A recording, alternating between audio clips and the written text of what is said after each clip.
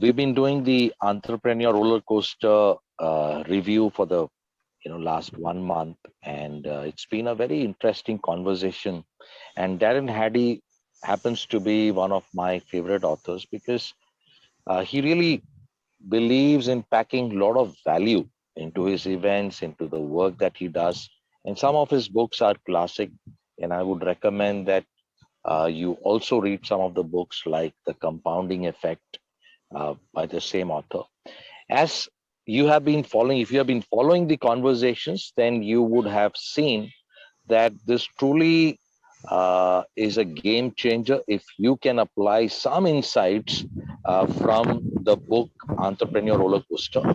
However, in this short time that we have, what I will try to do is dive into my experience and my understanding about this book and try to distill what are the key takeaways or the best insights that I have gathered from this book so that you can use it and apply it in your business. I'll try to see that uh, most of it will be very much actionable, which you can implement right away in your business. And if you do it, I can promise you it will definitely move the needle in terms of accelerating momentum for your business or enterprise. Now, the foundational uh, concept on which the entire book is built is this, that you need to have a passion for what you do in your business. So in the sense that if there are activities that you are doing and those activities are not aligned according to your passion, those are the things that don't excite you or you don't love, then it's going to be a very, very steep uphill climb. And every occasion, where there is an adversity, you feel like giving up. So the key foundational truth is, do you love what you do? And I think, in this community, we are so passionate about helping entrepreneurs to get into their flow. And one of the key is to find that right alignment, whether, you're doing things that you love and for which you have a natural talent for. So that is what I mean. Many years back, in fact, in my college days, I heard this man, his name is Prahlad Kakkar, and he said, I don't remember even working for a day. And the audience was shocked. And he was speaking at the Young Entrepreneur Forum. At that time it used to be YEO. And somebody asked, how do you say that? You've spent 25 years in your industry and you're saying you've not worked for a day. And that's when he said, for me, my work is like play. So it doesn't feel like work. This is something which I would do even on a holiday. And the key idea from this book is, and for you to know whether you really love what you do, is on a weekend, do you find that joy to go back to work and do the best what you are doing, and would you do it even if you are not paid? Now, I think that is one of the tests which I have, that if I were not paid for what I do, would I still be doing it? And so that's the key foundational aspect. And what fuels our passion is, one is what you do. It simply aligns with your natural talent. So you really, get that passion. Second is the purpose, why you're doing what you're doing. The third would be, who are you doing it for? In my workshop, there's a concept about, how 10% people think, behave, and act. And I often, show this concept, why you want to be in the 10%. Yeah. For me, my why is that, I want to be in the top 10% because I want to prove something to myself and I want to provide for the people I really love. Now, your why could be something else, but find your why, because that is what will fuel your passion. Uh, so what you're doing, why you're doing, and who you're really doing it for.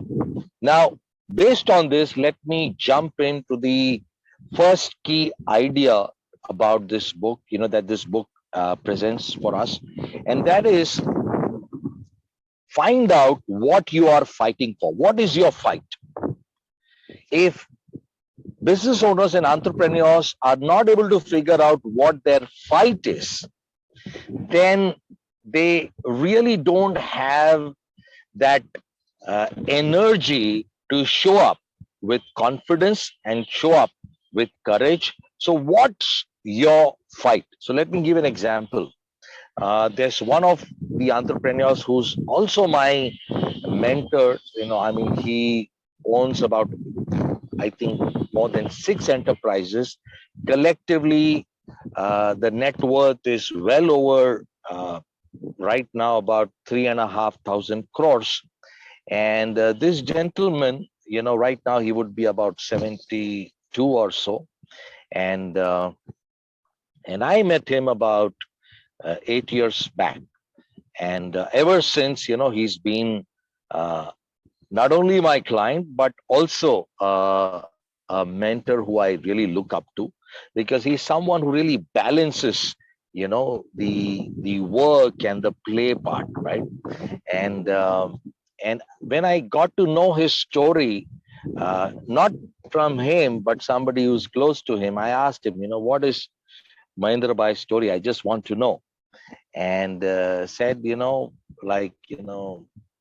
Bhai has always been like this, except for a time when for 2.5 years he completely shut himself out. And I asked what led to that. And at that time, it's a tragic thing that his only son, after playing a game of golf, was coming back, and in his, uh, you know, uh, in a very well reputed car, I'm not naming the brand, I don't want to land in some problem. He rammed against a tree. I think he misjudged, or he rammed against a tree. The um the what they call the airbags didn't open up, and this is an expensive super premium car. It didn't open up, and his son died instantly. After that 2.5 years, this man just didn't know what his fight, what he was fighting for. Yeah. Till somebody said, it's not about you. Look at the families that are getting blessed, through your work. And then you realize that more than 2,000 families directly are getting benefited because of the work that he's doing. And when he saw that connection, I mean, he got his fight back. So, what's your fight? Because when we know what's our fight, our subconscious kicks in. Yeah, our subconscious kicks in at two times: whenever we have to fight or whenever we have to flight, right? So that's why your subconscious kicks in when you find your fight, and that's when you start getting into that mode where you're able to do some extraordinary stuff, simply because this is your fight and you have to do it. In Trishul, there is this dialogue of Amitabh Bachchan, who comes and talks to Sanjeev Kumar, and he says that आज मेरे जेब में 5 रुपए भी नहीं है, लेकिन मैं आपसे 5 लाख का सौदा करने आया हूँ. Somewhere, he's saying that, look, the fight for which I have stood up, gives me the courage to come and sign up such a big risky project with you, not because I have money with me, but I know what's my fight. So what's your fight? And if you don't find it, you will really not have the fuel to run your enterprise on, what you call, on accelerated mode. Yeah.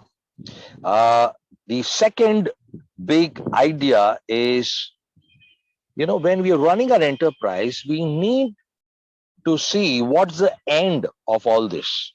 Yeah. So let me give you an example here. There's one, one very popular, coach, and he uses this phrase. I like it. Uh, he says that honey. Why does the honey bee go out every single day? For what? Obviously, they go out to find honey, right? Now the question is, why do entrepreneurs go out or show up every day?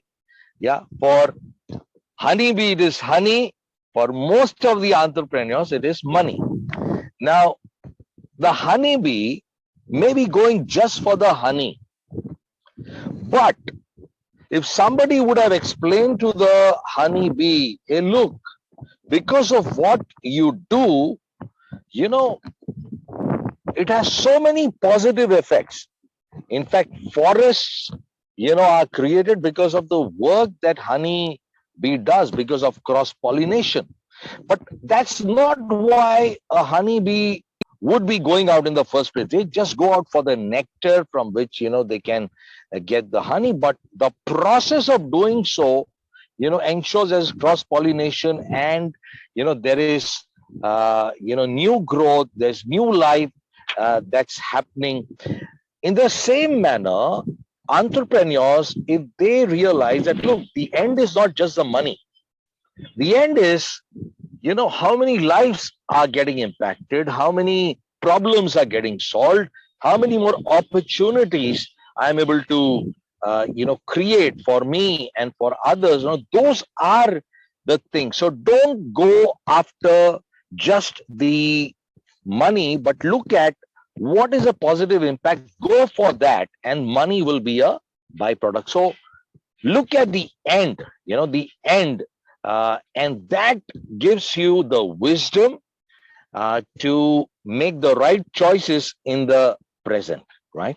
So that's idea number 2 from this book. The third big idea, this is my favorite, and when I share this, it may sound little shocking, because what we have heard throughout is, we should never quit, we should never quit, we should never quit, right? But the third idea from this book, which is my favorite, is be a quitter. See, when you start an enterprise, we have to do the marketing, we have to do the sales, we have to do the cold calling, we have to do those visits, we have to do innovation, we have to do operations, we have to do accounting, we have to be the peon, we have to be the person who cleans the office, we have to be the driver, we have to be everything, right?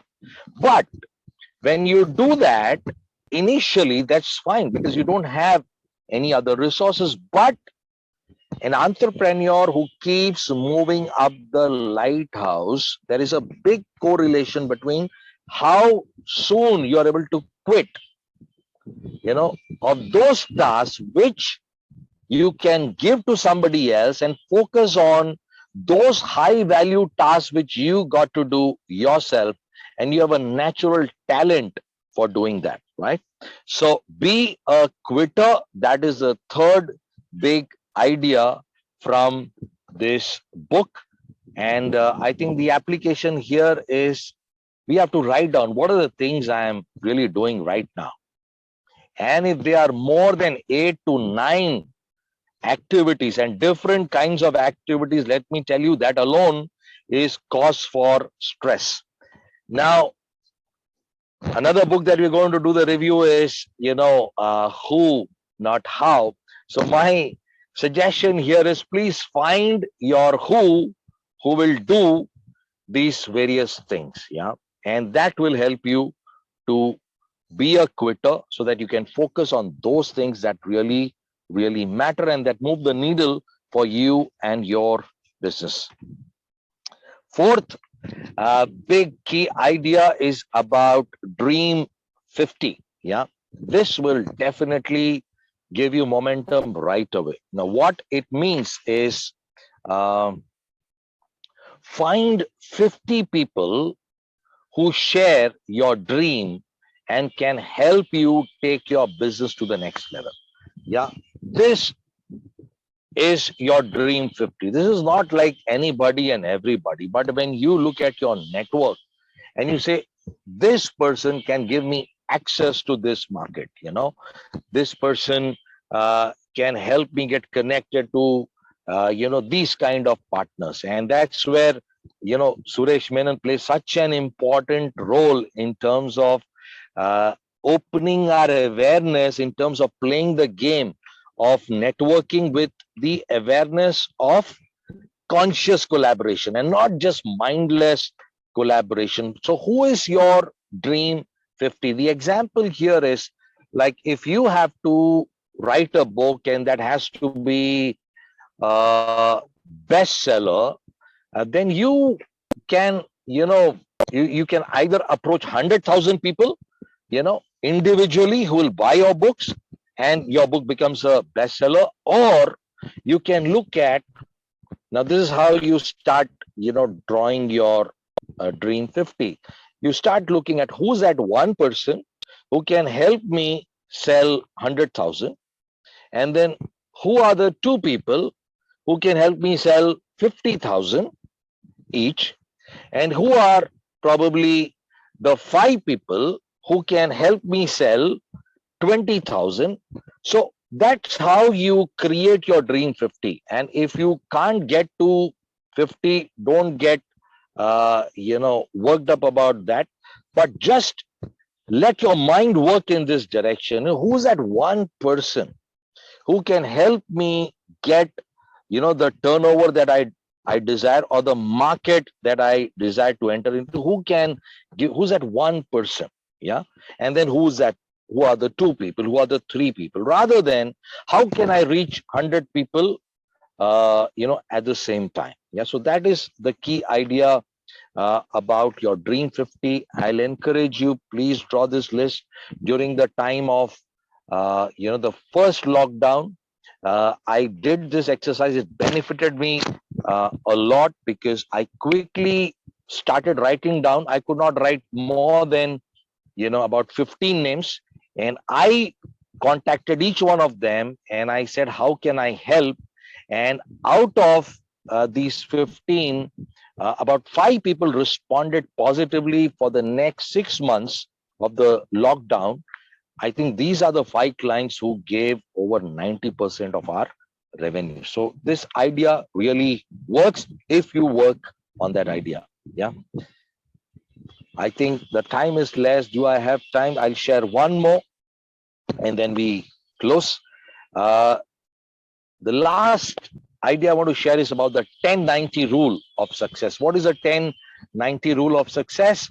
It says that, now this is my, I really got convicted by reading this because, I'm a person, I'm a dynamo. So I like to go for new opportunities, new challenges.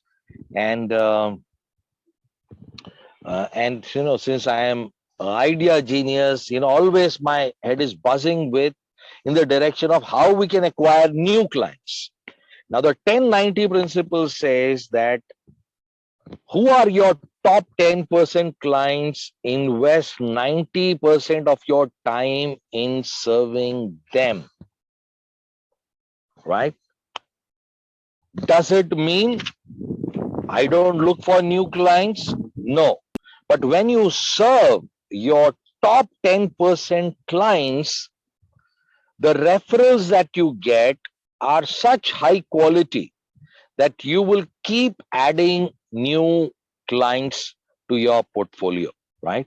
But the question is, are you really giving 90% of your time to your top 10 percent clients?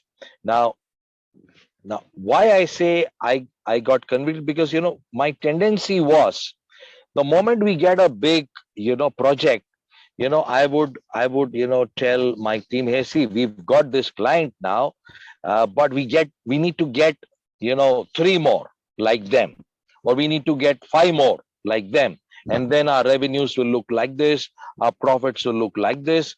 And That's a great story to talk about, but that's not a very, very powerful thought process, because 90% of the time, usually by default, people spend in trying to get new customers and they don't follow the 10-90 rule, which means give 90% of your time to serve your top 10 customers, right? Now, what is the criteria to reach uh, these, or to understand these are my top 10%? Number one, they should be easy to reach. Yani, these are the people who really love you, and when you call them, they'll pick up your phone. Yeah, when some people don't pick up your phone, you must understand, he's not my top 10%, right? But there are some people who really like dealing with you. They pick up your phone, they're warm to you, they introduce you to people like them, so, and they're easy to reach. Second, they have a high perceived need for your service or for your product. And finally, once they are converted, they buy more often and more expensive products or services from you. So these are the criteria to qualify your top 10%. Now, I shared about four big ideas from this book. Now, there are quite a few more. And to catch up on all the rest of the ideas, please go through the text summary of the entire entrepreneur roller coaster in our members only site area. And I would say that read that after you watch this segment, because it will really give you a lot of actionable insights which you can implement right away in your business. Thank you for your time. I hope this was valuable. Thank you very much.